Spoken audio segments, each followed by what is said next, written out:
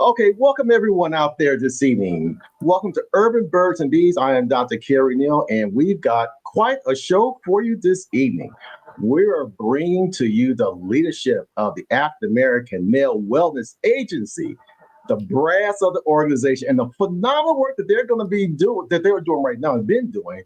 They got a great event that's coming up. So we want to welcome everybody on YouTube. It's our first time going live on YouTube. Obviously, Facebook, long time we've been doing the thing on Facebook. But also, we're welcoming Instagram as well here on our new platform. Shout out to Jay Barnes for the technology expertise. But we're talking about something very serious today, and really, really important and very timely. It is Black male wellness. Your family needs you. Very important. And women out there, I'm sure you will all attest to this, that is important, that, our men working hard, handling business and things like that. Sometimes we just neglect ourselves. I'm not sure what that's all about. But we're going to hopefully get some resolve there. Now, they have a great event that's coming up on the 22nd of October and 25th. We'll tell you a little bit more about that. But first of all, we want to introduce the people we have on the panel. Gentlemen, first of all, how you all doing this evening? How you guys all doing? Oh, we good, brother. We are great. Real good. Sure. Good. Thank you. Thank you for having us. For sure. Yeah. Victor in the big house and the whole bit. And Jay, how you doing? You're here in the Cali with me. So it's a beautiful thing. So first of all, I just want to introduce, we got Dr. Jimmy Henry. And his role, he's the National Director of Mental Wellness. He's also a physician, a holistic health practitioner, and a coach. Dr. Henry, say what's up to the people. Hey, good evening, everyone. Glad to be here. Yeah, that's what's up. That's what's up. And then we want to also introduce now this is the person who kind of is running things down here in Southern California. Okay, this is Jay Barnes. So he is actually the community organizer for Los Angeles for the Black Men Wellness Day. He's also an entrepreneur and a community builder. So anything that goes on in LA, it goes through this gentleman right here. Shout out to Jay Barnes. Jay Barnes, say what's up to the people. Man, thank you for having me here. Good evening, everyone. And LA is far too big for everything to run through me. But one day I'll be honorary mayor. Yeah, that's what's up. That was up. Okay, then we also want to present we got Victor Tolbert. Okay, now he is the National Campaign Director for the African American Male Wellness Agency.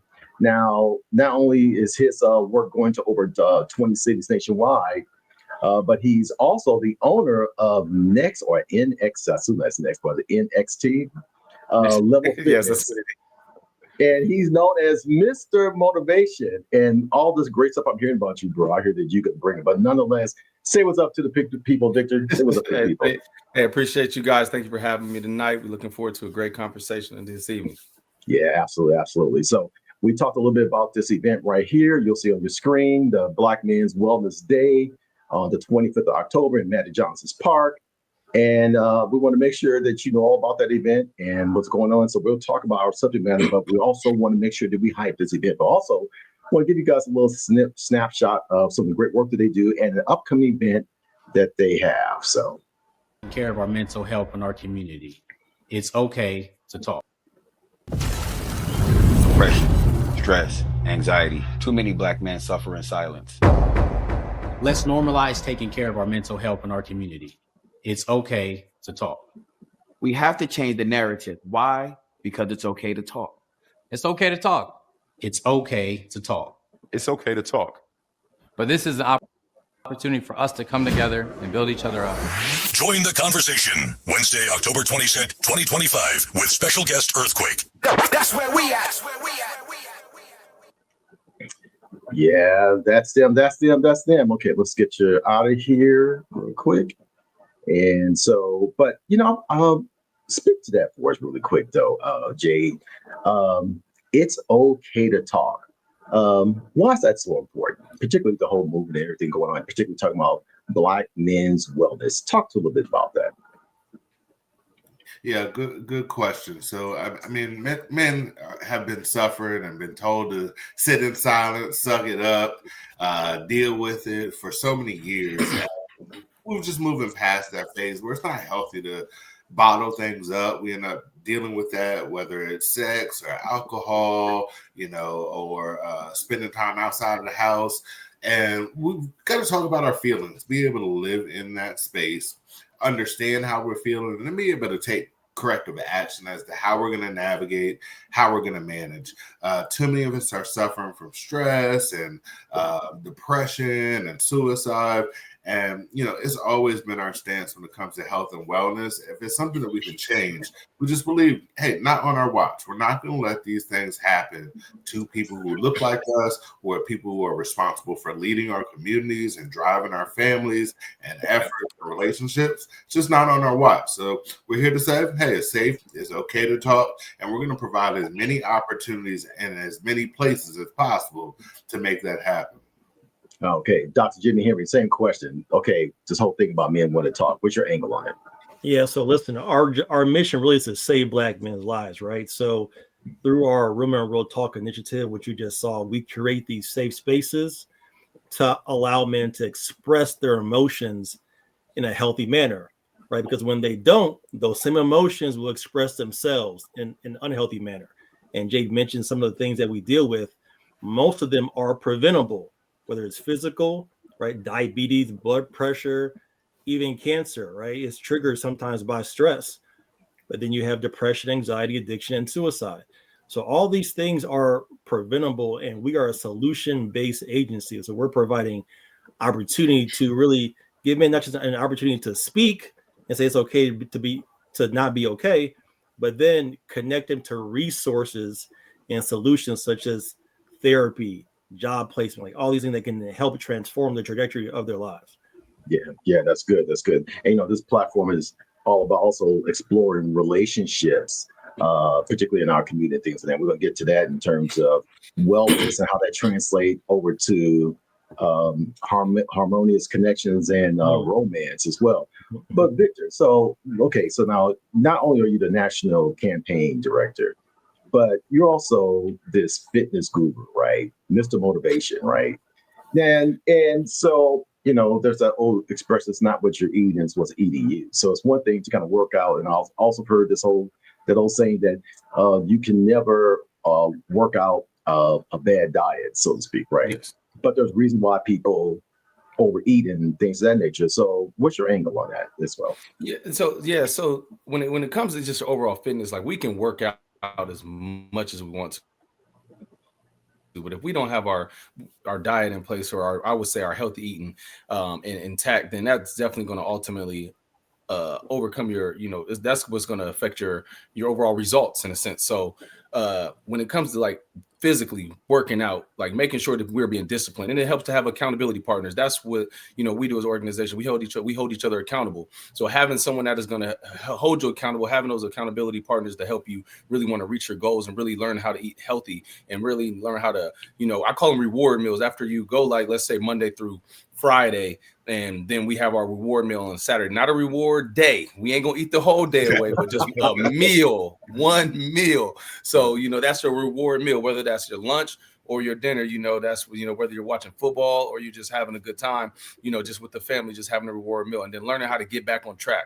So it's all about having self-discipline, and also having your brothers or sisters there, your family there, support system there to help you keep that intact, because it's tough. It's a journey, especially when you're dealing with depression or stress. We stress eat. Sometimes your wife or your girlfriend or your significant other is like, oh, I'm stressed at work, let's go get some pizza. Hey, all right, let's go get some. And then you weak. You're like, nah, we're gonna eat healthy. So it's good to have those accountability partners to help you keep intact, because you want to make sure we are doing the necessary thing to get the results. If you want the results, you're gonna have to make some sacrifices. And unfortunately, when we are going through our everyday life, especially with the way the world is today, we need those extra support systems to help us really stay focused when it comes to our overall goals of being overall healthy, or overall better you. In a sense, that's what I say. No, that's phenomenal. Again, we'll welcome everyone from Facebook, YouTube, and Instagram. And we're talking about Black male wellness. Your family needs you here on Urban Birds and Bees podcast. Dr. Henry, we want to go back to you, sir. Okay, so this whole idea of Black male wellness. Okay, let's talk about this for a second. Okay, what does mental wellness look like in practice for Black men? Talk about that, please, sir. Yeah, so I want to make a distinction, right? We oftentimes hear about mental health, but we really don't focus on mental wellness. And here's why. Interesting. Health is really like an objective indicator of how you're doing. So like physically, your blood pressure is a number that you can read, right? That's objective data. That's your health. But your wellness really is how you're feeling. And sometimes you can feel unwell, even though all your numbers check out. So let's say mentally, right? And so we do mental wellness screening. Your numbers may check out okay, but you still may feel subjectively unwell. So it's important really to take a deep dive into, increasing the awareness about how you feel. And too often, men ignore their feelings to the point it almost feels like you're not even human, right? It almost feels like you're just existing, surviving, and not thriving. So we want to lean into how are you feeling, and then use the objective data to back up the fact and support how you may be feeling. Okay, so I'm going to stick with you for one more question really quick, though, Dr. Henry. Okay, now that's deep. You talked about this one thing in terms of your health, but then the wellness, and it's more of a nuanced, nebulous thing in terms of how you feel, right? Talk about how does that possibly translate into men's interaction with women, whether they have a partner or let's say they are on the dating scene. Talk about what is the ripple effect of that if that wellness is not very well, so to speak. Oh, wow. So, we just had a conversation last night. I was in Cincinnati. We were talking about emotional intelligence and about how you have to identify different triggers that may affect you. And that requires some self-awareness, being able to sense, how your body may be feeling in a moment. Someone may do something to you or say something that may trigger you. You may tense up, may feel a bit nervous in your stomach, what have you. But once you identify those triggers, you can then move differently. You can respond as opposed to react. And sometimes we react in a very involuntary way because we haven't practiced, we haven't disciplined ourselves, like Victor talks about, into regulating our emotions, becoming aware of those things. So a relationship, emotional intelligence is really king now. And I think men being comfortable with sitting with their emotions, identifying them, naming them, claiming them, and then processing them helps them in their relationships. Yeah. I'm sure a lot of particularly women, our Black women, are probably listening to this and they love what they're hearing thus far. And they like saying these brothers are on it. So Jade, I want to go to you. So, again, you are the mastermind behind what's going to take place here in Los Angeles, particularly on the 22nd and on the 25th, obviously with help supporting your colleagues and so forth. But talk about how does Los Angeles, or how does the Wellness Day uniquely engage Los Angeles? Yep, great point. I want to also put a disclaimer. I'm definitely not the mastermind for this, although I am highly motivated and truly invested in the mission. This movement started 20 years ago, right? Yeah. In Columbus, Ohio, where our headquarters is based. We were looking at and trying to understand why Black men weren't going to work, sustaining relationships, and those matters. And what we found was health and wellness was one of the vital kind of triggers as to why these things weren't happening, why there wasn't sustainability in employment, so forth and so on. So then we started figuring out, well, what's the solution? We can't just figure out what the problem is. We've got to come up with some answers and how can we make real impact? You look at Susan B. Komen, Race for a Cure, and pan can walks and this and that. There was nothing for Black folks.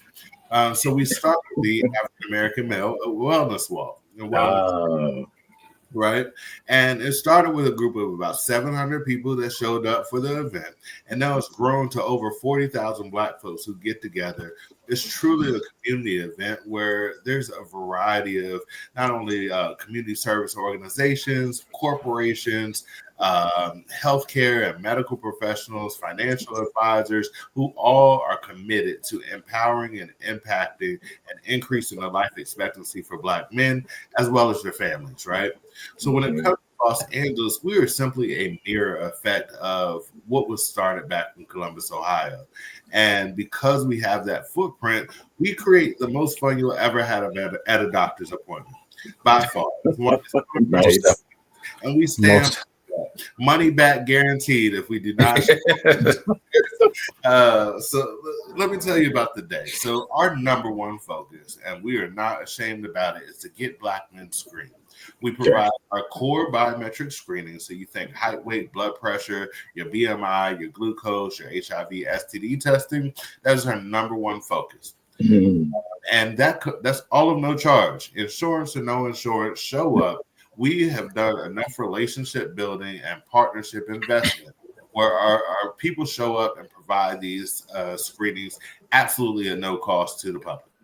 That's the first component. And then we do our job, door knocking, relationship building, attending other events to understand who those community partners are in Los Angeles who provide free resources, information, services that can help increase the life expectancy, again, for not only the Black man, but their families, the children's, their friends, family, right? And those services vary. It could be from healthy eating, to gut checks, to foot screenings, to dental and vision screenings. It could be anything from financial advising, to housing, to record expunging, to employment, to you name it. We usually bring anywhere from 60 to 100 different community partners, all providing free information, free resources. So you're not coming out of pocket when you come hang out with us, right? That's phase two. Phase three is we find a bunch of folks who are doing awesome work in the community. We do yoga. We do fitness warm-ups. You know, we do line dancing where you get your heart moving and get active. We've actually got additional dancing and entertainment. So the DJs will be there, live music, the drum lines, the cheerleaders, where it's really a day of wellness and fellowship. And when you think about it, it's like a big old family reunion. But I was like, it sounds like a family cookout over there, bro. minus the chicken wings. Minus the chicken wings. No chitlins and what? Minus that healthy stuff. This is where we're at, right? So that's phase three. So make sure that you're entertained and engaged. And then phase four is the part where we get up, we get active, and we get moving with our 5K walk and run. For those people who are avid runners and are looking for times, they can get an official time when they come to our event.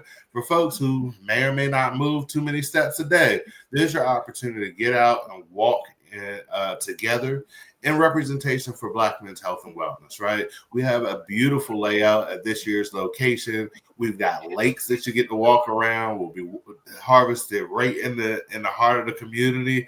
Wow. You'll be through the streets. You'll be by the lakes. It's an excellent scenic view. And so you got moving, you've got loved on, you know your numbers. We highly, highly encourage women to come. And because of that, we do it twofold. One, women need to be there to support because we need the support and care. We take ownership when it comes to mental, to take care of the family, be the protector and provider. This is the day we need the women to support us. The other caveat is that my wife runs all the volunteers and she recruits year round for beautiful women to come help us volunteer, as well as great church aunties and grannies. Because of that, you can't just sneak by us, right? You're not going to come and say, oh, I got screened yesterday, or, I had my checkup last month. Yes, come here, baby. You're going to go get screened today because we're here to know your numbers today. And we are very, very intentional about that. My wife came up with this phrase when we were out and about doing like community outreach. We're hand to hand. We're in the community. We're in people's faces. And women are like, well, I don't have no man. Don't worry about that. We want your brothers, your cousins, your uncles, your dads out. There's plenty of men there. The man, come find the man. And you know that they're going to have the checkup and you can see the numbers right then and there. So okay, that's kind of interesting too, because I didn't think about that. Yeah, you can probably come up at the event as well. Yes, that's what it's about. Hey, that's what's up. Okay, that's another. We're gonna come back to the whole relationship thing. I want to get to Victor on some of this as well. So again, welcome everybody from Facebook, Instagram, and YouTube. We're here with the leadership of the African American Male Wellness Agency. And we're talking about Black male wellness. Your family needs you. Victor, next question to you. So, as the national campaign director, right, what would you say are some of the most significant barriers you see getting Black men to show up these wellness events across the country? What were your thoughts on that? So the biggest barriers that we came encounter with primarily is one, we just don't trust doctors as men, as Black men, no men really from across the board. Men just don't want to go to the doctors. Like, again, we don't go to the doctor. It's amplified if there's a Black doctor that says, okay, you're a doctor, but I'm really not trusting you because you're a brother doctor. Really? Yeah. Is that an impediment? I'm saying, as far as like just Black men just don't want to go to the doctor. It's hard for us to open up. We don't want to talk to the doctors. Like, we don't trust them. Like, that trust is really broken. And it's part of what we do as a help. What I say is we bring in the doctors to our environment. Instead of us going inside them four walls, we bring the doctors out to us. It's live entertainment. We're able to bring down our guard a little bit more, to have those conversations with the doctors. Because after we go through, we're getting our health screening with the physician, with the doctor, we're going over to talk to a physician right after.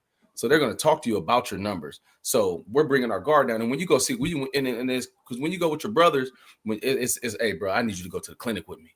Like, I can't go. I can't in college. I can't be seen coming out that clinic, bro. I need somebody to go with me.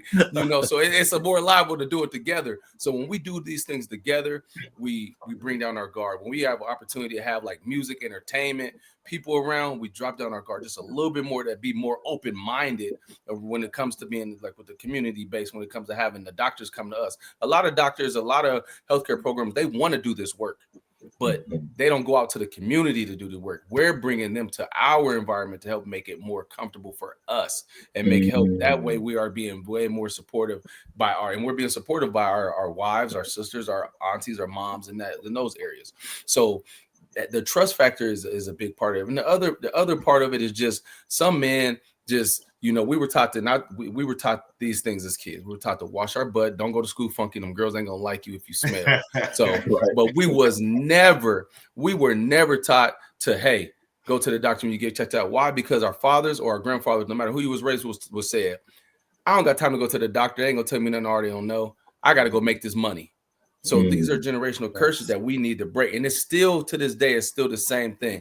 It don't matter if you work for a Fortune 500 company or if you're a hustler on the streets. If you ain't healthy, if you don't know your numbers, you can't get on that block and sell if you ain't healthy. Yeah. You darn sure can't run from the cops. So, I mean, if you're not healthy, so, it doesn't matter where you're at, but we need to make sure we know our numbers. So our biggest, the issues when it comes to going out to the community, some people just feel like they're too cool. They just don't trust the doctors. Or I'm not about to go to no doctor. They don't tell me nothing I already know. And then we have just men that just really are just, oh man, I have already been, they lie, I already been to the doctor. We'll have men that come up to the event, already know my numbers, I just went last week. Or, oh yeah, I'm gonna get over there, it happens every time. But we've helped save lives tremendously too at the event too. So it's just those things that we see on a constant basis when it comes to us as Black men, is really just the fear factor of knowing our numbers. We don't want to know what is going on wrong. If we don't know, then we can compartmentalize and just keep moving. We can keep moving. But it's that fear factor of like, dang, what if my blood pressure come back super high? What if I end up having hypertension because my numbers are so elevated? Dang, prostate cancer, a PSA. What you about to prostate cancer? It's the fear of it, and not knowing that it's just a prick of the finger half the time and drawing some blood to really get your PSA numbers for prostate cancer. So it's the fear of knowing. And that's part of it when we come together. And actually, once you get this information and then you can make the informed decision on what you want to do. But we are here to provide you with the tool, the information, the community support to help you learn your numbers. That's so powerful. Okay, again, well, welcome everybody. Again, we're on with the leadership of the African American Male Wellness Agency, and they're here talking about Black male wellness. Your family needs you. Dr. Jim, we need to go to you and ask you because Victor just said some pretty interesting stuff there. 2 questions I have for you, right? So help us understand this psychology of many Black men, why they don't want to know, why they don't want to go to the doctor. Kind of go into your training and what your expertise with that. And then I'm also, because I also understand that you're kind of like a relationship guru as well, right? So we want to hear some of your insights on that. I know you're divorced and all, but I know you got some insight, bro. Right.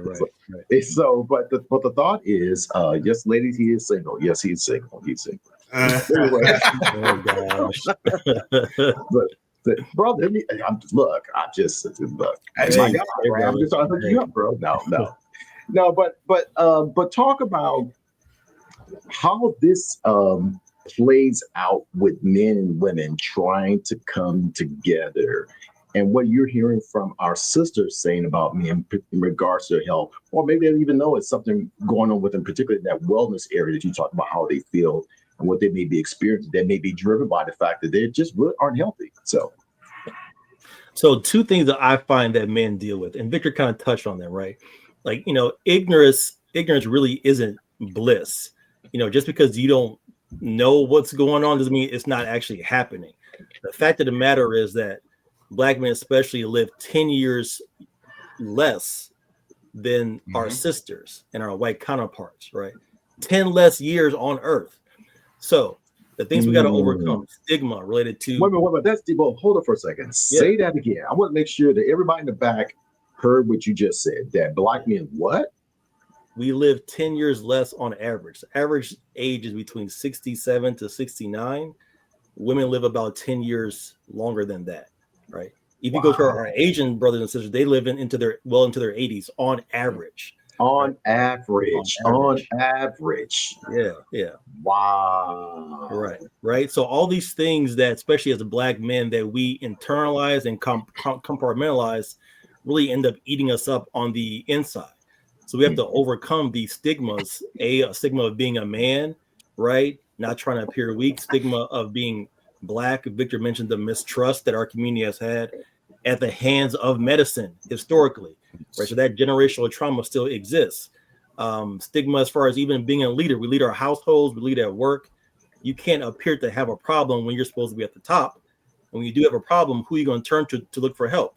You can't ask a subordinate. You can't ask someone who's looking up to you for reassurance. You can't ask your kids. You can't let them know that you're suffering, right? So all these things that we're dealing with, a fourth stigma is faith. Now, faith is important to me, but really, church has done a poor job of church sometimes tends to over spiritualize certain things, not understanding that God actually gave us tools to solve a lot of these problems, right? So those are four things that we have to deal with, and they in fact cause fear, and I think pride is another one. So when fear and pride show up, it doesn't allow a man to express his weakness, vulnerability, and then seek help, not just physical wellness, mental wellness. Think about it in relationships. When you show up in a relationship with fear, you can do what? You can self-sabotage. You can do things that are leading to the end of the relationship because of your negative thinking. And then pride, right? Imagine showing up with pride in a relationship. You'll never admit when you're wrong, right? You'll have this sense of air of arrogance that really can be off-putting in a relationship. So, and I say that because you want to be in all these areas, have consistency, right? So if you're lacking in your physical health, it's probably going to show up in your mental health, your financial wellness, your relationship wellness at work. It's going to show up. So you want to really make sure you're being the best version of yourself in all these areas at all times. And it is a lot to ask for a man, right? But the reality is when you are the vision that we're in, we have to really move a certain way, pause, and be the example that our family needs us to be.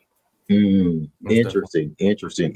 One quick question too, because you said a lot there.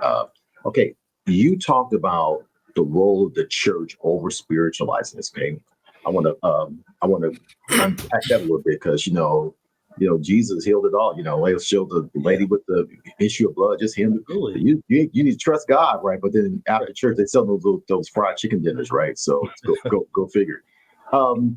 But Lefty, help us talk a little bit about the particularly this whole idea of masculinity, which is huge, obviously, for a lot of Black men. And, many of us may not have grown up with a father in the home or whatever the case may be. How do we resolve this whole idea of being masculine doesn't mean not going to the doctor and going to get a checkup and make sure that you're good? That's not unmasculine. It's actually very, I mean, how do we recalibrate the way we think about this kind of stuff? Because I know that's got to be part of it, right? So what are your thoughts? So no fault to our forefathers. They did the best they could with what they had, right? Right. They were living in different times, really trying to survive, right? So trying to instruct a child not to cry while watching your father getting whipped or seeing someone in your family be hung, right? Those are traumatizing things. Now we experience trauma in different ways, but changing our mindset to like, you know what? It's okay to not be okay. It's okay to talk about not being okay. And let's redefine what masculinity is, right? Yeah. Let's talk about being a comprehensive human being. Let's talk about, you know what? God gave me tear ducts for a reason. It's okay for me to use those things, right? We don't always have to just think logically and black and white all the time. It's okay to examine the nuance, the creativity, go for a walk, do some art, poetry. We can do these unmasculine things, if you want to call it that, right? But why don't we embrace the fullness of being human beings and just leave it at that? Yeah, that's good. That's good. Okay, so Victor with the big house over there in Texas. Were you in Dallas, man? Where you at? I'm in Dallas. Yeah, You're in Dallas. Okay, yeah, for sure. Okay, so now you're a workout guru, bro, right? And I'm sure obviously you be a workout guru and fitness instructor and the whole bit. Take on clients, they look at you like, oh my God, how am I going to get a body like that, right? I'm sure that can be a little bit intimidating. And there's this old saying that the best way to consume an elephant is one bite at a time, right? Yeah. So, but you also have a macro perspective across the country of these events. And said, now you may not be the physician like how Dr. Henry is here, but you've seen a lot, and you have very eloquently spoke about people's reaction to certain things and what they're doing, what they're not doing, right? Help us understand how can people, and we've talked about some of these barriers to people, particularly Black men, as it pertains to getting their checkups and make sure that they're good. What are some baby steps? Because, as someone maybe to come to the event might be a baby step, but it may be a little bit over the top. Do you have any other words and thoughts of what are some small steps that people can take to really begin to take their health seriously, particularly in light of how, Dr. Jim just said here that Black men on average live 10 years less than everybody. That's crazy. And Vic, before you say that, I'm sure Jade has something he would like to say. Carrie, can you add him back into I think he's waiting to oh, there he is. Okay, yeah. Okay, go ahead, Vic. He said stuff for a second. Okay. Go ahead. No doubt, for sure. So, like baby steps is I mean, when it comes to whether if it's like training, fitness wise, every day just getting a checkup. A baby step is just starting off just by walking, just by saying I'm going to be 1% better each day. Start off with just walking. It starts with just a walk. Then you can start walking for a month. Then next thing you can walk a minute, jog a minute. I tell people, everyone that's starting to listen, start walk a minute, jog a minute. Walk a minute, jog a minute. That way, we're building up our cardiovascular system. Our body, and it's the same thing with our body. It's like our body. Everything we do is like a roller coaster. Unless you're extremely, extremely disciplined, you're not gonna eat fried food. You're not gonna have Thanksgiving dinner. Our body's like a roller coaster. We're gonna work out. We're gonna go on vacation. We're gonna eat bad, drink bad, then we're gonna come back, and then we're gonna get back healthy. We eat bad, drink bad again. So it's just baby steps. Start off with just if I tell a lot of the women that I train that drink a lot of wine and a lot of dudes that drink, hey, if you drink, peel that back to about, instead of drinking 5 days a week, peel it back to 4. Then after the next 2 to 3 weeks, try and peel it back to 3. So it's baby steps, it's small increments in this big world and this big thing of being overall healthy that we have to do to just understand we're getting a percentage better each and every day. So start off with just walking, start off with just being active. And if you're going to the gym, start off with just 10-15 minutes on elliptical. If you're just at the beginner stage, then you can go to 10-15 minutes on the bike. Then you can go 10 to 15 minutes on the treadmill. Then you can go to 10 to 15 minutes on the Stairmaster. So it's building these little small building blocks when it comes to just being active. And it's the same with nutrition. It's, I'm going to make sure if I know my job is training, I work third shift and I'm always eating bad, I'm going to start packing my lunch. I'm going to pack my lunch 3 days out the week, and then I know I'll eat bad the other 2 days, and then I'll try to peel it back from there. So it's all about just getting these baby steps in. When it comes to, going to like a black male, the one thing about that, just as baby steps with this, is the fact that our men are using our event, Black Men's Wellness Day, as an annual checkup. So your first baby step is understand, okay, if I went last year, I'm going to bring my butt back next year and I'm going to go again. So that's the baby step in itself, is understanding that I'm getting my annual checkup for free. And it's this one time. So that's and then from there, you start noticing things, I'm starting to feel a little bit sick. I'm starting to feel lethargic. My energy levels ain't the same. Then I might have to go get checked out throughout the middle of the year and another checkup. But the beautiful thing about that is that we have our Real Men, Real Talk Summits. We also have our, our Fathers Initiative, and we're doing health screening at all these events. So you can get multiple checkups throughout the year. So as we start, bringing these other activations into the city, you're able to get multiple health screenings. So we're always bringing more and more health screening into the city. So it's baby steps in this big, this big gumbo, big world of fitness that we live in. So we're just taking the day and day at a time. And for the most part with people, I tell people it didn't take you as long as it took you to get out of shape. It's going to take you longer to get back in. So you can gain that weight faster than it's going to take you a little bit longer to get it back down. So, and it takes roughly about a year for you to develop those habits. It's building yourself from the ground up, like your overall health.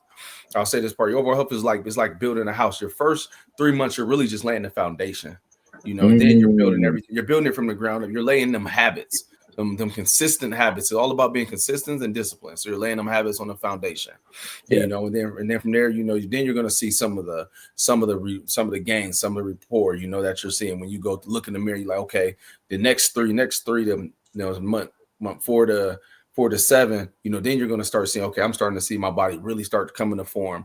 If you're really taking it like full calendar year, if you're taking them baby steps and really making progress. So, and so on and so forth. So it's like building a house from the ground up. Yeah. So before I go to Jade, I want to ask you one quick question. Why is it? Because, a lot of times some people may feel as though that they can eat at Mickey D's and then go run a mile and it burns off, because it does so that you burn off calories. Why is it that you really can't outwork a bad diet? You, Victor. Hello? You can't outwork you can't outwork a bad diet. Can you hear me? You can't outwork a bad diet because we have to put ourselves in order to be in ultimate shape. And if you are looking to drop pounds, you have to put yourself in a calorie deficit. That means you have to burn more than what your body's intaking. Then we're going to intake. So if we're going to go eat cheeseburgers and pizzas, that's already 3,000 calories. And then you're saying you're doing 30-minute workouts a day, and you're probably only burning 600 calories. You're never in a calorie deficit. So, you have to be able to put yourself in a calorie deficit. Now, if you're trying to gain weight and gain muscle, now there's ways you can eat, but your workouts need to be very, very intense to where you are putting on muscle mass. And that means putting in the clean foods in your body. That's more protein than you are consuming. We need to consume more protein, less fatty carbs. And so that way, that's the problem, is like some people say, I can still eat, and I just want to, I'm just doing this to maintain, or I just want to just keep moving, just to be active. I'm gonna go work out, but then I'm gonna go to the address in Houston and go get me some Hennessy flavored wings or something. So and then smoke hookah, and that's just part of it. That's like part of, some people just say, hey, listen, I got my workout in for today, so I'm good. So, and it ain't nothing but keeping you on the same level field that you're on. You're never going to, be better or worse. But you are getting your exercise in, which is good. But at the end of the day, you're never going to be able to maximize your full potential because you continue to put the same toxins and the bad food in your body, when we need to really get that bad food out. When we need to really do it, you need to flush, you need to do a detox, do a water cleanse, do a cleanse in a sense. So just to help get those toxins out, because our body holds 10 to 12 pounds of waste. in our bodies that we need to have out. Wow, 10 to 12 pounds. Wow, this is man, y'all ain't dropping some knowledge up in this piece. Dang, this is a trip. And I thought I was up on game, but apparently not. Well, again, we have the leadership, the brass of the African American Male Wellness Agency here. And we're going to go to Jay. So, Jay, I want to ask you a question about your work in terms of organizing, but because you're here in Southern California, I don't know you, Mary. I know you know what's up with some of the things that's going on with some of the girls and some of the sisters here. So I want to ask you something about that as well. First thing is, you guys out there done a phenomenal job of partnering with agencies and other organizers to help make this tremendous effort possible, right, on an annual basis, right? And again, we're looking to see if we can get some funding you guys' way as well, so you continue to do the great work that you do. Amen. Talk about some of the challenges that, in terms of what more do you need? While you appreciate, I mean, obviously you partner with some hospitals and some other healthcare professionals to help champion this cause. But talk about some of the other things that you guys need. But the other thing I want you to talk about is, you talk to these sisters out here in LA, and they'll swear up and down all the great men are in the South, back east, everywhere else but in LA, right? Yeah. So, and then who you talk to, they'll say, if black men just get their stuff together, everything will be fine, right? Yeah. And so talk about some of those conversations in the Real Talk, Real Men, Real Talk podcast you guys have along those lines, and what some things being said in terms of some of the things that the men are seeing, what they're experiencing, not just hearing the women sort of complain. So. Yeah, great question. I mean, we all see this, and we have every Real Men Real Talk. There's a relationship conversation or issue that comes up, whether I started or somebody else. Now, mind you, I've been married for 2.5. Watch it. Hold on now. I mean, I like to tell the truth. My wife loves me for telling the truth when it's tactful. But every Real Men Real Talk, a relationship issue comes up. Whether it's nagging, whether it's being stressed out, whether unappreciative, not lacking accountability, and then how as men we have to navigate that conversation. So this isn't foreign to us at all. In terms of women who are looking for men, to answer your question specifically, one is do the work yourself when it comes to mental wellness, right? All of us, everyone on this earth comes with baggage and trauma that have been unresolved in many cases. Oh, wait a minute. Say that again. Say it loud so people are back to hear about the trauma. They say it nice and loud. Every one of us has our own personal childhood or even young adult life trauma and baggage that we bring. And until we address those things, they have a way of showing up and resurfacing in relationships, whether it's responding or creating a narrative to behaviors or actions from your potential suitor, whether it's lacking trust or confidentiality, being able to open up or let your guard down because you've been hurt or scorned before. Whatever that may be, there has to be some self-care and self-awareness that happens prior to getting in a relationship. And then two, something that I found amongst my circle of friends and in these Real Men Real Talk conversations, at this stage and age, with the Me Too movement, with brothers trying to get their stuff together financially, with all the divorces and the high alimony settlements and payments that have happened, there's been a narrative that's painted that there's a lot to lose by engaging or getting into a relationship, right? So with that, being mindful of that, and I think we've decreased the likelihood or inclination where we are inclination to like just keep hounding or shooting our shot like back in the 90s or 2000s, where every time you went out, you were trying to get X number of phone numbers or holler at somebody. Like now it's more casual. You're usually in group settings where then you can naturally have that conversation.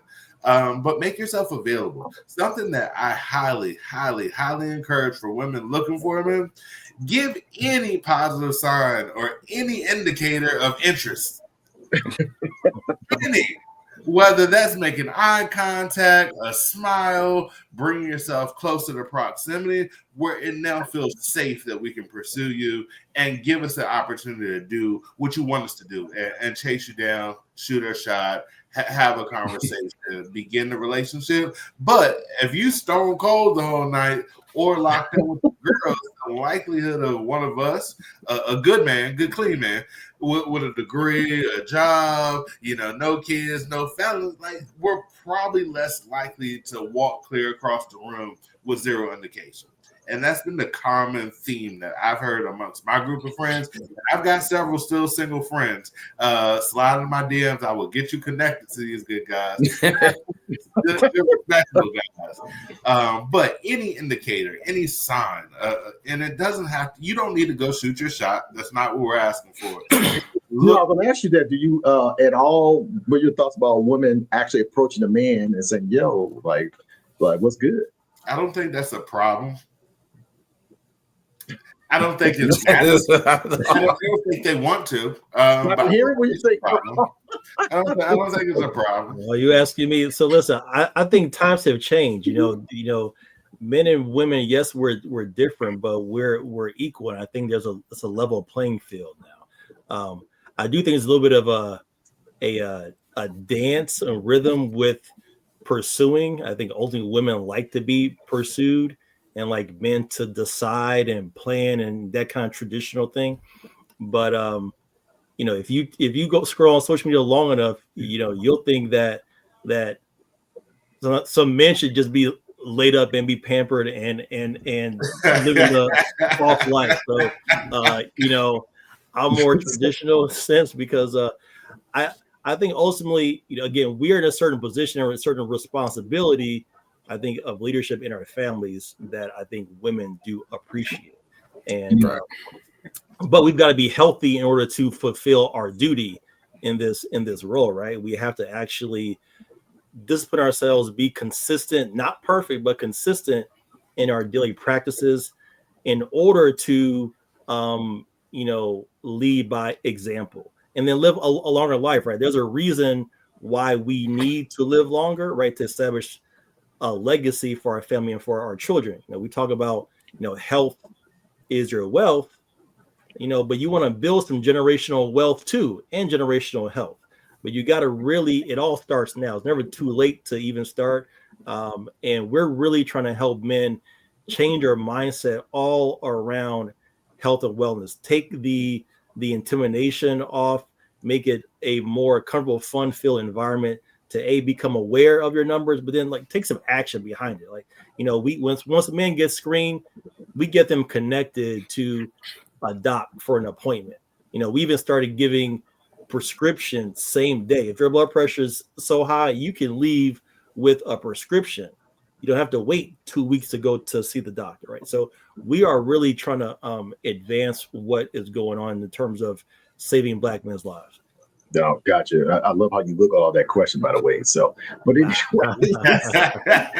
so Jade, I'm gonna come back to you in a second. But Victor, I'm just kind of curious. When we're talking about this whole male-female thing, I know you're married, and the whole bit. I know a lot of ladies out there probably disappointed in the whole bit. But but you're a personal trainer, my guy. So the wife not tripping, I suppose. I mean, obviously you're making a decent living in the whole bit. But how do you manage that when they see you as a good Black man, you're in shape, and the whole bit, and whatever else, and well, how you manage that, bro? It's a part of it's being you. Honestly, I'll be like, no, you good. This is where I'm gonna get real. This is a real memory. It's about being you. It's about being you. My wife knows who I am. My wife knows who I am. So I've never been like she'll get mad at me because she'll be like, we'll go out these shows. She'll be like, why are you flirting with your waitress? I was like, she just gave us a discount, didn't she? Like, chill out. Like, I'm just trying to work so for her, But like, I've been around. I attend a lot of fitness events, and I've been around a ton of like it's all about having the confidence in yourself, knowing who you are as a man, knowing, and then also making sure, you know, you and that person, your significant other, my wife, knowing that you guys have a connection that is not going to be broken from, you know what I'm saying, the lust of being around a lot of fitness, beautiful women. Because I'm around a lot of fitness, beautiful women all the time. I would literally be at a fitness event. I would grab my phone, FaceTime my wife, hey, look at this shit. Look at this here. So she, like, you know, and I've done it several times, like, and she understands it because she knows I'm around. Like, she's like, all right, whatever. She knows I'm around it, but then also, you know, we go work out together. So then she is active and things like that. So we make sure, you know, we keep, you know what I'm saying, we make sure we're on the same wavelength and we can have those type of conversations. And that's something that, you know, is definitely a part of us as men is, you know, is making sure we can have a conversation with our wife. Like, you can walk down the street, you know, or in Vegas with a girl, and you can look at your wife like, hey, babe, you think that's a BBL? Honestly, like, you know, like those type of things, like, and then sometimes some men feel guarded, like they can't say nothing, like, and I hate that. Like, I don't want to feel like I can't voice my opinion with my lady, and, you know, just have fun and just be authentically me. And that's a part of, you know, part of it being us, and part of us is our real members, like being authentically being you, you know, knowing your boundaries, knowing, you know, when, you know, you can have a conversation but not take it overboard, you know, and still be a cool, energetic person and just be friendly. So okay, gotcha. Yeah, well, you know, you're being seen around the world, so I should expect that answer. But anyway, we'll go back to Jade. And so, one of the first question I think I was asking you, my guy.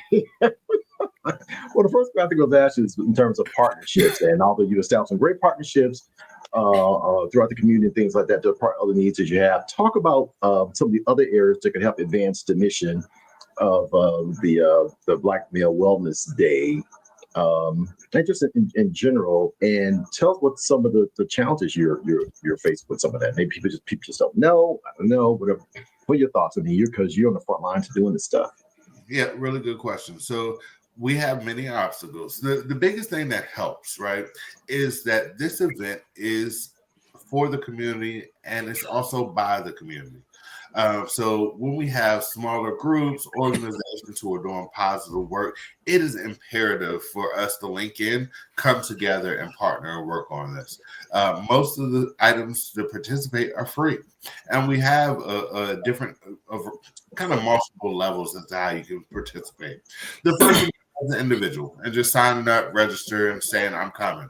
That's free. The second thing, which is most impactful, is what we call passion teams.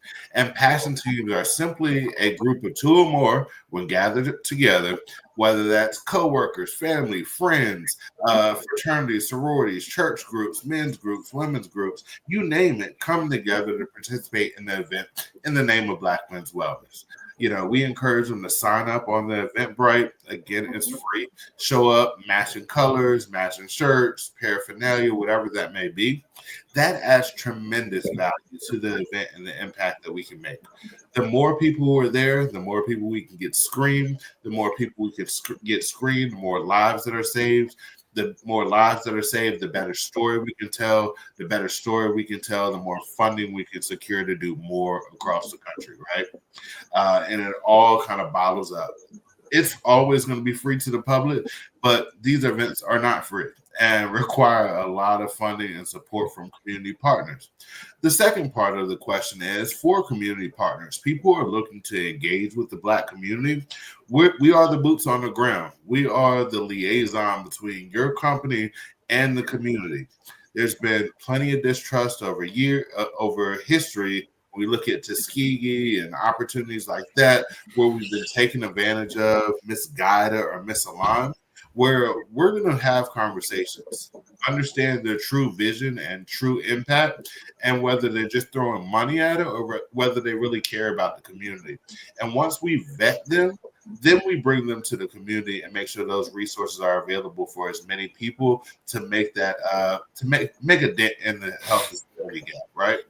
So let us be your trusted voice. We will do the screenings. You've got very intelligent people who work for the agency, who are licensed professionals who can vet, help work through it. But the end goal is to make sure we're bringing the to the community, and we're having the impact that we want, right? So when we have these organizations align with people like myself, Victor, and some of the other leadership at the company to make sure that we're aligned. Johnson & Johnson, one of our national partners, has done this exceptionally well. They've been on board with us for probably the last 4 or 5 years, if I'm not mistaken, where they've laid their entire My Health Can't Wait campaign on the back of all of Black Men's Wellness Day. It is a national initiative where they're saying that we are closing the health disparity gap. They put their money where their mouth is. They show up to every location. They provide activations, resources, investment, research, and data to support the work that we're doing. And that's what partnership looks like. So when we bring those resources to the table and we work together, we've grown. I've been with the agency for the last 3 or 4 years. I think we went from 17 different cities to, I believe, 24 is the new number, if I'm not mistaken. But that requires a lot of work. That takes a lot of fundraising, a lot of relationship building, a lot of meetings, a lot of begging and pleading. So 3 things as I land this plane. 1, if you're independently rich, we need donations and sponsors and money. Number 2, if you're not independently rich, we need your participation. Your face with your friends and family goes a tremendous amount of the way. And then corporations align with us. Let us work together. We can get the word out way better than you can. We know how to speak to our people. We know how to meet our people where they are. And let us do that community impact, the community outreach that you say that you're trying to do. We can help execute it. I love that. Victor, I want to go to you as I want you to take off the fitness hat for a second. I want you to speak as a national campaign director, right? So from a bird's eye view, well, let's talk about some fundamental things for a second. Whenever politicians are looking for the Black vote, where do they show up? That's the riddle. I bet you'll get on the first try. Where they gonna get Black people? You gotta go to the neighborhoods. You gotta go to where the Black people is at. It's as simple as that. You can't get Black folks without being where Black people is at. The beautiful thing about it is, where can you go in a Black community where you're guaranteed to get a mass quantity of Black people on a certain day of the week? You gotta go to the churches. You gotta go to the churches. You gotta go to the churches. Right? So I mean. Go ahead. Sorry, go ahead. No, I was like, you just gotta go to the churches. I mean, the population of our churches, and especially when you got these mega churches growing how they are when they got 3 or 4 services. Good Lord, listen, that's anxiety in itself for me. I'll be honest with you, but when you got these mega churches that got the big outreach in the community, and that's where the pastor's at, and that's where the congregation goes. So if you get these community leaders out, that's where that's where the funding is at. That's where you want to go to make those connections. Yeah, for sure. Tell Dog I say what's up. The other thing too is I would say, and I imagine you guys have probably done something like this, is that Black people will follow their pastor. And here in LA, we got Faithful Central, we got Los Angeles, we got these other churches, these gigantic, enormous churches where you are going to find Black people for sure. What efforts have you guys made? And this is to you, Jane, and Victor. You can also chime in on the national scale.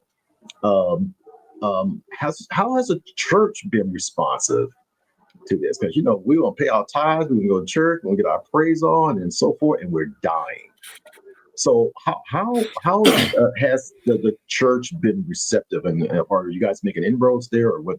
Tell me what your thoughts are. Jay, you first, and then Victor, talk about on the national scale. I think it's contingent on the location, to be quite transparent. In LA, a little slower to adopt than I would prefer. We certainly do the outreach there. We're handing out flyers. We're putting out posters, trying to get time on announcements. Some churches, men's groups, super responsive. We absolutely need that. We want to partner. We're showing up. We're coming as a passion team. Other people are looking for you to attend a month's worth of service before you can get on the agenda or program or put stuff up. We don't let that deter us. People take time, to build the trust. As a community, we don't trust a whole lot. So it takes time. I need to see you often. Are you coming back? Right. right? And when you come back, do you care about us, or you asking for something, right? Right. So I take that with a grain of salt, and it's certainly not a deterrent at all. We've probably got about 7 or 8 churches that have committed to participating this year in the LA area, Inglewood, the Gardenas, the Carsons, the LA area. So we love to have them. Our passion teams, they support. Once they hear about it and see the work that we're doing, it's a no-brainer. It's like we should have been here. Now the choir's coming out and participating as part of the entertainment that day. All the men's group are coming. The junior usher board are now volunteering to help set up and take down. But again, this is relationships, and they take time to build. And we're very cognizant about that. And we're going to keep showing up at your door. We're going to keep putting door hangers on there. We're going to keep dropping off church fans to advertise on the Black Wellness Day. We're going to keep emailing and keep calling. But we know that people have to hear things 19, 20 times before they start taking action. And we're committed to keep putting it in your face, whether it's on Instagram ads or radio, TV, us knocking on your door. We're coming for you. You got to come to Black Men's Wellness. Definitely. Okay, Victor, back to you on the macro level, the nationwide view. Your thoughts? Yeah, so man, definitely. So we get the reception from a lot of churches, I will say, and it is in some cities smaller, like on the scales, like real hesitant than others because they really want to know what you're about. For instance, when I first year, my first 2 years being a coordinator out in Seattle, Washington, we had 10 churches. My church, New Beginnings, Christian Fellowship, had over 200 members out. They got black churches in Seattle? Oh, yeah, they got a lot of them, baby. Oh, yeah, they had a lot of them. We out there for 7 years. So, yes, they do got a lot of black churches up there. So, when we did bring this walk to Seattle, Washington, back in 2019, again, we had my pastor 1 year, he was honorary chair, and he really spearheaded because it was very, very important to him. Had issues, with his health, and it was time for him to say, "Hey, listen, I'm not about to go. I got kids. I got a new grandbaby."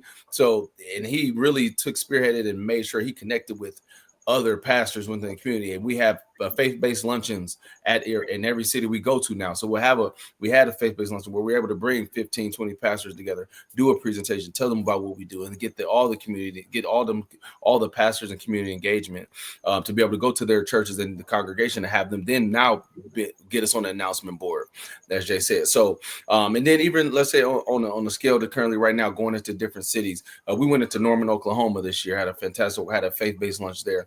Their pastors loved it and understood what we were doing initially the first year. So they're on board and immediately put us on their announcements. And that's Norman, Oklahoma. So, we, was going into there as our first year, really, really seeing how we were going to really reach out to. And that was our biggest component, was getting into the churches down there in Norman. Again, like Dallas being really receptive, going to like the church fans been a huge hit. Going into just really having the fans, especially when you're in the South or you're on the West Coast where it's sunny all the time and it's warm. Them church fans come in handy. No matter if you had a church event or if you had a cookout or no matter where you at, them church fans, you're looking at it like, oh, it's that Wellness Day again. So churches have been receptive of it. Again, like just something other than a funeral home being on the church band, right? Something other than the funeral home. That's right. Always on the church band, boy. That's right. Hey. That's our model. Get checked out before you get checked in. Hey, you gotta make sure we got the positive getting the health screening on them church fans. So we definitely want to make sure, like even like in our different cities, Columbus, Ohio, been around for years, so we have a lot of church community engagement with the churches. The churches be battling up there now. They really battling to see who's gonna have the most members out. No matter what city we go to, we do have a lot of pastors that come on as honorary chairs or ambassadors to actually help galvanize as well. But it takes time again too. So it's the trust factor. So we want our pastors to be ambassadors. We want the men that are big influence in the community that are about men's health and understanding our mission and what we're trying to do to come on and be involved with us, so that way we can make sure we're galvanizing those congregations and help making an impact in the community. So. Yeah, no, that's good. That's good. Again, we got the brass, the leadership of the African American Male Wellness Agency here, and we're talking about Black male wellness. Your family needs you. Dr. Hakeem, I want to go to you for a second, talk about something pretty serious, right? So I heard this very disturbing statistic that talked about how more and more youth, and I imagine it's kind of flows into full-blown adults, are building relationships with artificial intelligence. And because you talk to AI about anything, they always respond positive, affirming. They got to worry about getting gaslit or whatever else and so forth. And they respond. And then artificial intelligence is interesting how it actually it absorbs who you are and knows who you are. And damn, that's what we all want. We all want to be seen and known and so forth. Artificial intelligence has a way of doing that. The other part is that's quite disturbing is that we have a lot more men. The suicide rate among men continues to trickle up. I'm sure it's probably significant for our community as well. But then what's even further disturbing, not that one death is greater than the other death, but we have a lot of our teens are continuing, that suicide rate continues to go up, right? So as a person of your standing and obviously having your hand on the pulse of this world, what are some of the things that we can do to try to stave this off? And what are some of the strategic things your organization is doing to address this, if anything, or is that part of the strategic plan to address this? Talk about that. No. Oh, you're sorry. So suicide is an epidemic, especially since COVID, where you understood the importance of bringing awareness to it, right? But young men between the ages of 14 to 24 is the highest increasing rate of suicide, and that can stem from isolation. You mentioned artificial intelligence. It's an artificial companion. It may help self-soothe, but really is giving you what you want to hear, probably not what you need to hear. And I think sometimes we're conflating the reality of the situation with the actual truth that needs to be said. So, our solution is preventative. So our mental wellness initiative with the Real Men Real Talk, we're creating a safe space. We're also building community, which helps draw young men, older men out of isolation into real human connection. And that really, we weren't meant to live in isolation. It serves a purpose for a period of time, perhaps, but really prolonged isolation is problematic, as we saw during COVID. So really, we have these Real Men Real Talk conversations in 20 plus cities across the country, at least quarterly, sometimes even monthly. We also have this Real Men Real Talk Summit tour, right, where we're having these fireside chats with celebrity guests that really resonate with our audience. And so when you see someone who you may look up, a real person, not artificial, a real person who's had lived experience with mental wellness challenges that and overcame them, that lets you know that it's okay and there's hope for you, right? AI can't give you that hope, right? So I think, when we help create real connection, real human connection that's authentic and genuine and lets you really be you, but then holds you accountable in a way that artificial intelligence cannot. Yeah. Before we kind of got started here, we were kind of going through our little prepping and, me sort of get acclimated to this new platform, StreamYard. And one thing I saw you do, Dr. Jimmy, you put up something that said, Real Men, Real Talk. And I know that's the name of your podcast, right? Mm-hmm. And, while that may sound sort of catchy, that's really what the platform is all about. Real men, meaning that men are bringing everything to the table, not compartmentalizing their lives and so forth to look good and things like that, but a place where they can be raw and having real conversation. Talk a little bit more about your podcast and what you endeavor to do with that, and how this may be part of this ongoing solution. Maybe not be the silver bullet, but certainly is an important ingredient to making inroads into Black male wellness. Absolutely. So, our podcast features our CEO, John Gregory, our president, Kenny Hampton, myself, and different featured guests. Jay's been on several. So we have, again, it takes a fireside chat, but puts it, in a digital format And podcasts are all the rage now. Everyone has a podcast, right? But Right. when you allow people to be real and keep it real, and then what happens is, we hold each other accountable to always keeping it real, even on air, even being recorded. So when you are able to model that behavior for your audience, it allows them the opportunity to then, let me be authentically myself in all aspects of my life. Let me not mask my emotion, mask myself, with my family versus my coworkers. Sure, there's some discernment in code switching, but the goal is to really not wear a mask, not have to fake it, not try to act. Even the best actor doesn't act 24/7, right? So why are we walking around, living lives as versions of our true selves? Why not just be yourself all the time? So we try to model that with our podcast and these real conversations. We've had all celebrity guests. We've had Killer Mike, Penny Hardaway, Master P, Common, Anthony Anderson, all these celebrity guests who are vibing with the work that we're doing because they're also passionate about it. At the end of the day, remove all titles, all accolades. We're just men. We really just want to live That's our good. best That's life good. That's good. the longest that we can. If you ask any wealthy man on his deathbed, he'll trade his money for his health. So why don't we prioritize our health in that same manner while we still have breath in our bodies to do it?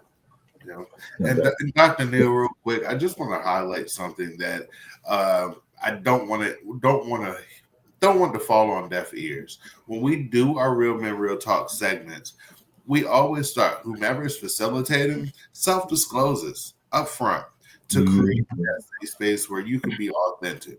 Whether that's our founder, whether that's our president, whether it's one of us who are facilitating, we open it up. What is pressing me right now? What's keeping me up? What's got me stressed? What's got me pissed off? Whatever that may be. And that's how we start the conversation. We can then kind of navigate, but we want to make sure that you feel empowered when you come to our events to be your true self, to speak your truth, to tell us what's really going on. Everything from, hey, I'm 48 now and I'm about to have a baby for the first time. I don't know what the heck to do. I'm scared. To, I've been dealing with depression. I don't want to go home. I'm sitting outside in the driveway for 30, 40 minutes before I go in the house. Or, I'm having trouble sleeping or work's kicking my butt. But whatever that may be, bring it to Real Men Real Talk, man. We're going to talk through it. The great thing about it is that we have men of all ages, whether they're teenagers to 70, 80 years old, where in many cases you're going with just what other men have met, where you can hear from them how they got through it, how they navigated it, what type of therapy that they got, some advice from their therapy, how they created positive solutions, what type of discipline that they include in their life, whether they're waking up and meditating or whether they're working out to help relieve some of those stress. But you get authentic answers from authentic people right in front of you where you can slap hands, you can exchange phone numbers, you can check on each other through there. It's really community building. And I do believe this is the silver bullet for improving mental health on a national scale for Black men. Yeah, that's awesome. I want to ask you another question, but I want to say to the audience, whether you're on Instagram, Facebook, or YouTube, you can drop a comment or a question, and it populates to this platform. Jay, yeah, thank you, bro, for putting me on. This is what's up. So if you got a comment, because these brothers are bringing it and dropping knowledge like nobody's business. So if you got a comment, a question, or something like that, wish we could bring you on live. But nonetheless, we can certainly address your concern, inquiry, whatever that may be. But Jay, I want to just go back to you real quick for a second, because I think that's phenomenal what the podcast is doing. I think the problem is that we can't podcast 24 hours, 7 days a week, right? Yeah. We know podcast stands for program on demand. But we need some 24/7 type of liberty when it comes to sort of stuff, right? Yeah. How do we translate, or how does the organization and yourself and others involved translate what is disclosed in this incredible sanctuary of realness and vulnerability, and to go home, go back into the world, and make a difference, so to speak. Because again, a lot of sisters, they'll straight up say, if men get their stuff together, everything just automatically goes right, because women don't have those issues. That's just us. But I hear you. I hear you. I will lead with this. So one, we all got to do the work. Healing matters across the board. And then I want to make sure to add a little clarity too. So we have a 3-pronged approach when it comes to Real Men Real Talk. Maybe even 4 if I talk long enough. The first one is going to be our in-person sessions, which is Real Men Real Talk. It's usually groups of anywhere from 35 to maybe 75 men that come together in a safe space, and we are having real life conversations. That is the grassroots effort. You can see that in 20-some different cities across the country. The second approach is our podcast. So that's the digital form. Smaller setting, 3-4 folks that are on the panel having conversations. We may bring in a celebrity, an athlete, whatever that may be, for a national scale, so that can be amplified from a digital standpoint. And then the third prong is the Real Men Real Talk Mental Wellness Summit, which is going to be coming to LA October 22nd. And that's where we are creating really a mental wellness fair, so to speak, where we're going to do everything from mental health screenings that'll be for free. We will have Black mental health professionals there to help assess any of your needs, to have follow-up care if needed. If you want to find a Black therapist, they'll be there. Coach, counselor, all of those resources will be there. We'll have smaller breakout sessions that mirror our normal Real Men Real Talks, where you can have smaller, intimate conversations. You can have those heart-to-hearts. You can do your self-disclosure. You can start healing. And then we all come together where we have the fireside chat with the celebrity, plus our founder and president, where we're really talking through those. Dr. Henry's up on stage as well. And that way you can hear that, even these folks that are worth millions of dollars can sit there and deal with mental health. They can deal with depression. They can deal with stress. They can deal with imposter syndrome. They can deal with all these elements that fall within that mental wellness standpoint. And that you're not alone. It's really time to break the cycle. And we're committed to do that on multiple levels. That makes sense? Mm-hmm. Yeah. So we'll be there, right? October 22nd. Yep. 22nd at Kroger Middle School with Earthquake. And we are just on a Zoom with him yesterday, and he's extremely excited about coming to Los Angeles. He's a huge advocate for mental wellness, so it's going to be, and he's hilarious. He's one of the ghosts. Oh my God! So he can. I'll say, bro. I'll say the same thing. Everybody say Dave Chappelle and so forth. I don't know. Earthquake is a fool. Earthquake is that guy, right? And so even a fourth prong, Jade. We have an online private Facebook group. It's a men's only Facebook group where we continue the conversation online. So that's actually 24/7 access to all of us in that group. I knew I was missing one. Yeah. So great job. Nah, that's wonderful. And this year, remember when I talked about having great partners? Johnson & Johnson has come through and saw what we were doing with Real Men Real Talk and was like, hey, let us help you. Let us leverage some of our relationships and let's amplify this mental health conversation. So you got the summit that's happening that Wednesday on the 22nd. And then Saturday at the Black Men's Wellness Day, we're going to have 2 celebrity guests that are going to come in and do small micro conversations and be available to kind of talk, meet and greet, and tell their story about their navigation through mental health, right? So you have Trevor Lawrence, those who watch Grownish may know him, and then Dondre Whitfield. He's been acting for forever, probably, but he's a light-skinned guy. Everybody knows him. When you see him, Google him, like, been in this space, but they're going to have authentic conversations. Again, all of this is 100% free to the public. Because of the relationships we build and the fundraising we do to make sure that we can have the impact for the community. So I always encourage people, jump on the Eventbrite, tell us you're coming. It's not punitive. If something comes up and you can't make it, fine. But let's take the first step and say, hey, I'll grab a seat at the table. I'll show up for me. This is open for teens. It can be women can come. We definitely want our men there. We'll have some female women therapists and that can help out and kind of have those separate conversations so we can keep our men's space safe. And then we'll all come back together and have a great conversation for the fireside chat. So the 22nd, 25th of October, we got a hot week coming in LA. We are saving Black men's lives. We're providing resources. And the biggest thing is we just need people to show up. That's most important. Show up, tell somebody, bring somebody, and be committed to taking the first step and building that muscle of self-care and self-love. Yeah, that's what's up.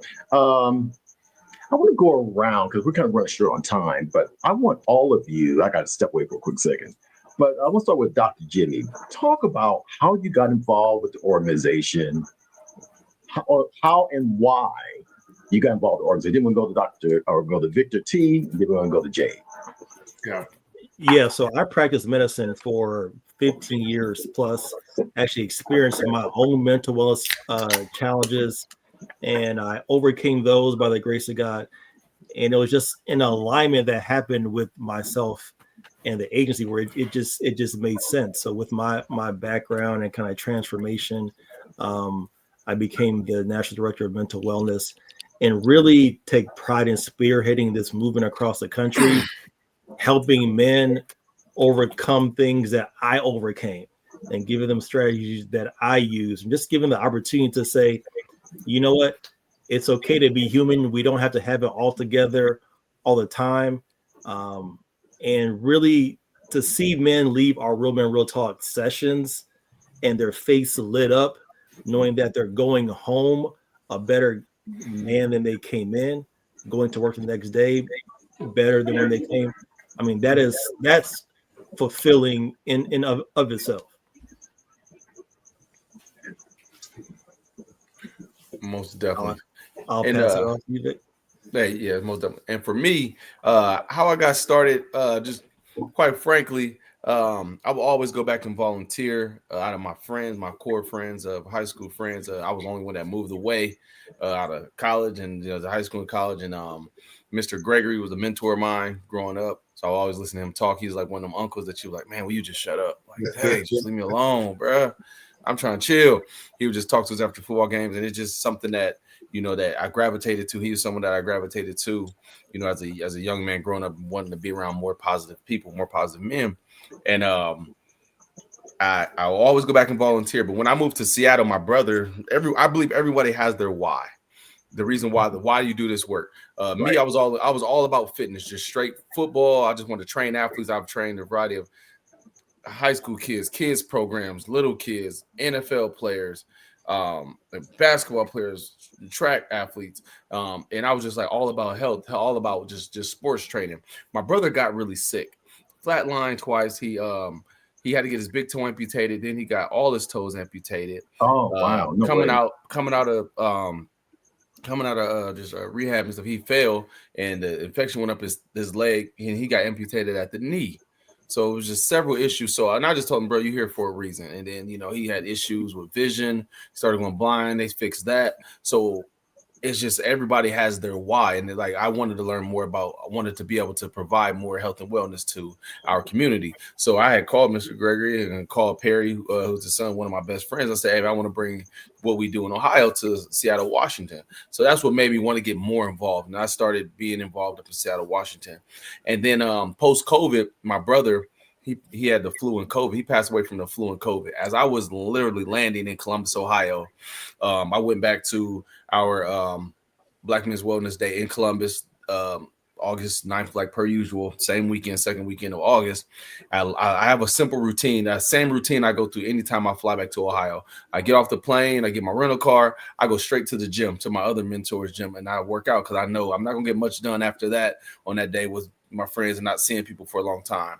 So I go to the gym, I work out. Next thing you know, I after I get done my workout, I'm sitting in my car. I call my brother, he didn't answer. Call my other god brother, he didn't answer. And sometime I just got on Facebook. And then all of a sudden I seen my brother Irvin's post says, I can't believe Eric is gone. And I was like, gone? Like I messaged him, hey, where you at? I'm in town. What do you mean gone? and he called me like, "Hey, Eric died today." Like, so, and it happened literally like that when I was in town, and that was from, you know, he just waited too long. Like, he knew he was sick, he knew he wasn't feeling well, but he just waited too long. So by the time he got to the hospital, it wasn't too much more they could do. You know, infection in his body, and there wasn't much more that they could do. And he ended up passing away that Friday. And that was that's my reason and my why, how I got more connected. I've since then, again, I'm a part of like prostate cancer research program in Seattle, and I'm just all about us is learning more about health. I have 3 little ones right now, so I'll be darned if my kids don't know what dad had when I go, or know, like, you know, these health issues. Like, my father passed away just last year. I didn't know no health issues that he had because we weren't close. So Right. and I believe everybody had their why, and mine is making sure that, you know, now for my brother that had his health issues and my other god brother that passed away from COVID and the flu, just to know that. And then now my kids understanding that, hey, these are the reasons why if dad got this, Y, and Z, y'all gonna know, so y'all can go get checked out. So Right. That's my reason how I got connected. And I've always been, you know, just growing up a part of it. But so it's all about us coming together as men. So Yeah, no, that's awesome. But thank you for sharing it, and sorry to hear about your loss like that. And Thank you. but I love the inspiration that is causing what you're doing. It's great stuff. Jay, what about you, sir? Yeah. So I lived in Columbus, Ohio for 12 years. I'm a proud Buckeye. Hey. Stayed there for my young adult life. What guy, bro? Oh, Let's go. man. Get it up. Let's Let's go. Ohio go. State University. Hey. Hey, you There know, we go. my family from the Detroit area, bro. We all about that gold blue Michigan. man. Oh, I'm sorry for you. Yeah. We got you last year, though, bro. No. We'll take that part offline because we can Right. be here all day about that. But I lived there, and I was, I participated as a passion team. We always had our vendor booth through my fraternity, and always talking about the programs, the outreach, and work that we've done. I grew up with a military father and an educator as a mother. My mom always said, be positive, be progressive, take the time to make a positive difference in someone else's life. And that's been the mantra that I've used for a very long time.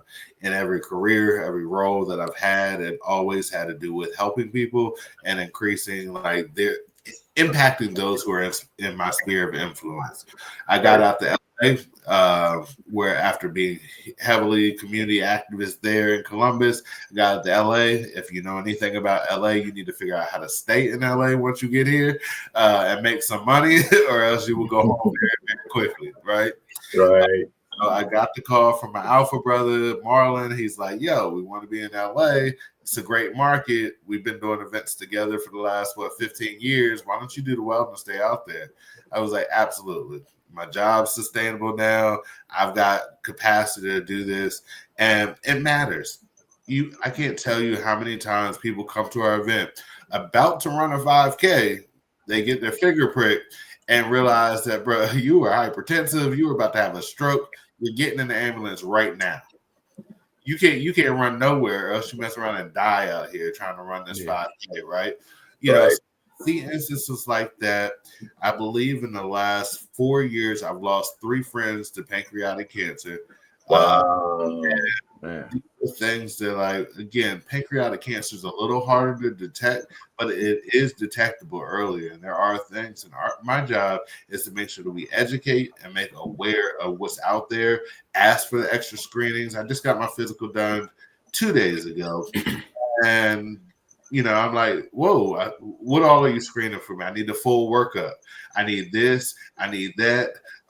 Did you add my prostate screening on there? She was like, no, you really don't need to do that until put it on there. Exactly. Right? Exactly. If you're taking blood, check it, right?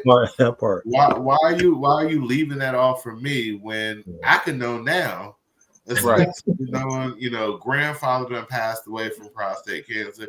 If you're not checking that now, I'm 41. Yeah. You check it then, I may be stage 3. Right. So making sure that we're asking those questions and demanding the screenings that we can get to make sure that we're living longer. The longer we live, the better impact. We get wiser. We get stronger. then we can also tell others, our kids, our nephews, our nieces, we can educate them. I believe that is important to lift as we climb, and the more that we can educate and help the community, the better we're going to be, especially in these tumultuous times that we're living in today. So that's my why, is to make the impact that I can with education, awareness. Plus, I'm a really, really, really good event planner. So if you ever get an invite to a party, you probably need to show up. Odds are you'll have a good time, and make sure you have a great time at the Black Men's Wellness Day too. Oh, that's fantastic. By the way, you mentioned your friend Marlon Long. No, Marlon Platt. He's an alpha out of Columbus. Oh, okay, gotcha. Yeah, I'm gonna say My Marlon friend. Long. My friend. Oh, okay, gotcha. Okay, so y'all alphas up in here. Victor, you Greek, bro? I'm a GDI. Gotcha. Yeah, I'm just a GDI. I was all good. Okay, that's hilarious. Well, gentlemen, thank you so much for sharing your passion, more about the organization, answering some very crucial, vital questions. Before we go, I just want to if I get 30 seconds or less, we'll start with you, Dr. Henry. Just tell people why they need to get involved with your movement. 30 seconds or less. Our mission to save Black men's lives, I mean, that's pretty self-explanatory, right? So whether it's with your participation, your time, talent, treasure, get involved. But most importantly, come out and know your numbers. It's not just a moment in time, it's a movement. It's growing, it's scaling. We want to see Black men live longer, thrive, and be there for their families. Yeah, awesome. And by the way, ladies, he is single. Okay, anyway, Victor, 30 seconds less. Hey, again, we want you all to get involved and just be a part of what we're doing, because again, we're creating, partnerships. We're creating friends. You're going to find more people. You're going to be connected. We're being connected to people that, you might find your next employment out where we're at. You might find your spouse where we're at. So we want to make sure we are able to give, this fun environment, the most fun you'll have at a doctor's appointment. We want to make sure we'll be able to provide these programmings for the community, so you can see that we're in the community. We're giving back to the community. We're not going to go out of style like Platinum Fubu jeans. We're going to be continue to be in your face to help you know that, hey, when we have an event, you're going to be like, hey, we need to go hang out with them. We need to go be around them because they're doing positive things for the community. No, that's awesome. And the point person for the event, event plan extraordinaire, Jay Barnes, sir. 30 seconds less. Hey, just come hang out with your boy. I'm gonna be there. We're gonna have some fun. We've got tons of stuff planned for you. Sound baths, massages, of course, all your screenings. You can learn. Sound baths too. Sound baths. Black people do sound baths. Sound baths, yoga, fitness, stress. You can get brothers getting scalp massages for free, body massages. You name oils, juices. All types of resources to just have to look better, feel better, to just live your life. You're going to have a great time. I guarantee you our money back. We've got an event on the 22nd with Real Men Real Talk. You're invited. October 25th, that Saturday, we've got Black Men's Wellness Day. You're invited. Pull up on us, have a good time, build a community, share some love, and enjoy a dynamic event that we spend and plan year round for the fulfillment of you. So bring somebody, bring several people, uncles, cousins, brothers, nephews, nieces, friends, sisters, you name it. We need to see you out there. Yeah, that's what's up. That was up. Again, we want to thank Jay Barnes, Dr. Jenny Henry, and Victor Tolbert for joining us on this evening's version of Urban Birds and Bees as we talk about Black male wellness. Your family needs you. Join us tomorrow at 8:00 p.m. here on the West Coast. We talk about menopause and relationships with workout guru Kanika Brock. Very interesting topic. Holly Berry's got some big movement where she's championing this whole thing, and some things that we should be aware of, even if you're pre-menopausal, they call it perimenopausal or whatever, but we'll talk about it tomorrow. Again, I am Dr. Kerry Neal. This is Urban Birds and Bees. Don't forget, was it Thursday? Is it Thursday? The 22nd? October 22nd, Wednesday. 22nd, yeah, that's a Wednesday. It's going to be Wednesday. You can come out to the event. We're going to put that flyer up once again so that you can see it. Mental Wellness Summit. Join the conversation. It's going to go to Crozier Middle School in Inglewood.